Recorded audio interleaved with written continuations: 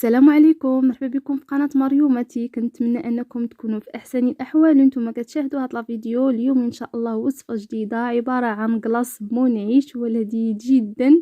كنتمنى انه ينال الاعجاب ديالكم، صراحه كيجي لذيذ بزاف. واش غنقول لكم هو اللي غينفعكم صراحه في هذا الصهد، كيجي زوين بزاف وراقي، ممكن هكا تحضروه للضيافه. كنتمنى انه ينال الاعجاب ديالكم وتجربوه لانه فعلا كيستحق تجربه. سهل وسريع بمكونات اللي هي بسيطه. نخليكم على المكونات والطريقه ديال التحضير وفرجه ممتعه. عندي هنا هذا ديال الكلاص، خديت بالنكهه تاع الفاني. غادي ناخذ ونخويه في واحد الاناء وغادي نضربه مع نصف لتر حليب، يعني 500 ملل. بالنسبه للحليب ضروري انه يكون بارد مجمد.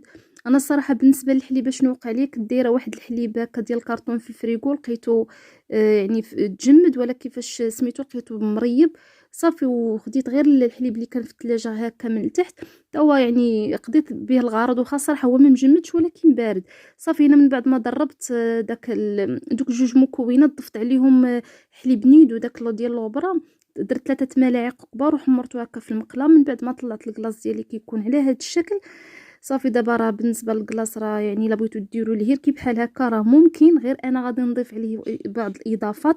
هنا غادي نقسمو على جوج، غادي ندير واحد الكميه في واحد الاناء وغادي نضيف لها النكهه تاع الفريز. لكم الاختيار، ممكن تضيفوا اي نكهه يعني كتبغيوها صافي. وغادي نحاول انني نساجم يعني هاد النكهه مع داك الخليط ديال مع داك الكلاص زعما صافي. من بعد بالنسبه لهنا راه ما كيبانش اللوين بزاف، لان مع الاضاءه كنصور هكا بالليل. المهم بالنسبه للتصوير ما عطاش لهاد الكلاص حقه في يعني في الشكل ديالو صراحه، راه كيبان اللون غوز، غير انا ما المهم هنا ما كيبانش بزاف صافي. هنا بالنسبه لهاد الجزء يعني اللي هاد الجزء الثاني غادي نضيف ليه الشعريه ديال الشوكولاته، حتى هي درتها يعني سبق لي درتها هكا في الثلاجه، يعني باش يعني ما خصهاش تكون سخونه، يعني باش ما تذوبش لكم هكا في داك الكلاص. خديت هذا الاطار درت ليه سلوفان، دوبلته على جوج، يعني باش بالنسبه للكلاص ديالي فاش نخوي ما يسيحش ليا صافي. وهنا خويت كطبقه الاولى اللي كنخوي هي هذه ديال الفاني مع هاد الشوكولاته الشاريه. انا بالنسبه لي بالنسبه لهاد الكلاص فاش نبغي نقلبو، هاد الطبقه هي اللي غتكون من الفوق. وغادي نحاول انني نقاد، يعني كنقادو مزيان هكا، يعني ما تجيش واحد الجهه هابطه واحد الجهه طالعه. بالنسبه اللي خديت انا واحد الكميه ديال اللوز مع الكركاع، صهدتهم هكا في المقيله وهرمشتهم صافي. وكنديرهم هكا في واحد الطبق يعني في الوسط. غادي ندير يعني هاد المكسرات بين طبقتين، يعني كيبقى لكم اختياري، ممكن ديروا اللي بغيتو ممكن ما ديروش على حسب.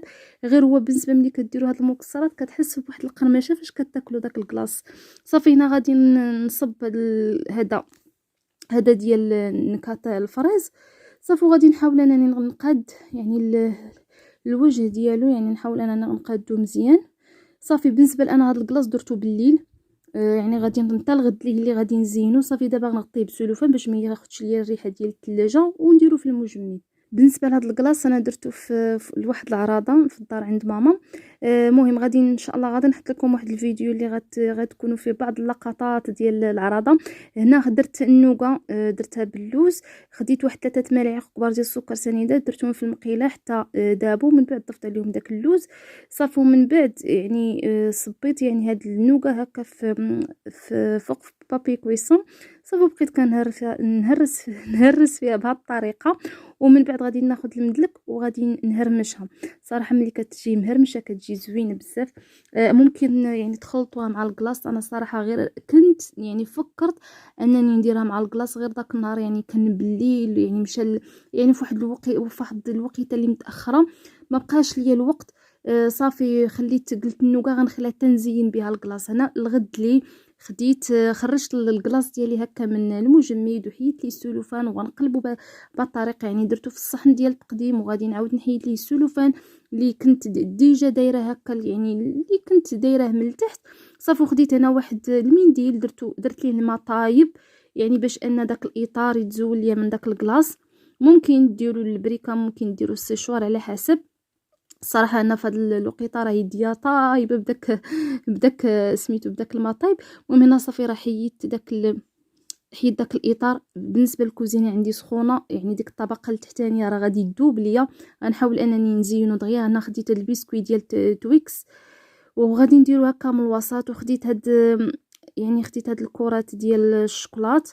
بالنسبه للتزيين راه كيبقى اختياري، ممكن تزينوا باللي متوفر عندكم، ممكن ديروا غير خطوط هكا بالكراميل الشوكولات يعني، لا وممكن تخليوه سامبل هكا. بالنسبه للمذاق ديالو كيجي واعر واعر وبشهاده صراحه، بشهاده الضيوف ديالنا عجبهم بزاف والله الا عجبهم. هنا غادي ندير النوغا من الجوانب. يعني هاد النوغا صراحه راه بقات ليا يعني ما استعملتهاش كلها، درتها في واحد البلاستيكه ودرتها في الثلاجه، ان شاء الله تنعاود نخدم بها شي كلاص واحد اخر. ممكن ديروها هكا. بالنسبه للنوكا ممكن تخلطوها مع الكلاص، يعني ديروها هكا مع الكلاص وتخلطوا. انا غير ما صافي ما درتهاش، حتى بالنسبه لهكا جات فيها يعني جات زوينه بهذه الطريقه يعني في التزيين. المهم خديت هاد البسكوي قسمته، كنقطعو قطع اللي هي صغيره وتا هو زينت به. المهم بالنسبه للتزيين راه كيبقى اختياري، المذاق هو الاهم. يعني بالنسبه للتزيين ماشي شي حاجه اللي هي ضروريه، غير هو ملي كتقدموا للضيافه خص ضروري تكون شي حاجه راقيه، هذا هو الشكل النهائي ديالو. كنتمنى نوينا الاعجاب ديالكم. المهم قبل ما نقدموا للضيوف ديالنا راني عاود رجعت شويه المجمد تقريبا واحد 5 دقائق هكاك 10 دقائق اللي حطيتو لهم، يعني باش من هو صراحه ما دابش. يعني راه غادي تشوفوا ملي كتختي ملي غادي تبدا تقطع فيه، يعني غتشوفوا كيفاش يعني راه قابط راسو وزوين، جا لذيذ ومنعش، عجبهم، جا واعر. يعني بالنسبه للحلاوه ديالو ما جاش مسوس وما جاش حلو، يعني جا الحلاوه جات هي هذيك، جا صراحه زوين بزاف وبنكهتين، يعني النكهه تاع الفاني والنكهه تاع الفريز. اش غنقول لكم، شي حاجه زوينه والله الا كيستحق التجربه، غير جربوا على حسابي، واللي غينفعكم الصراحه مع هاد الحراره. شكرا لكم بزاف، والسلام عليكم ورحمه الله تعالى وبركاته، الى وصفه قادمه ان شاء الله.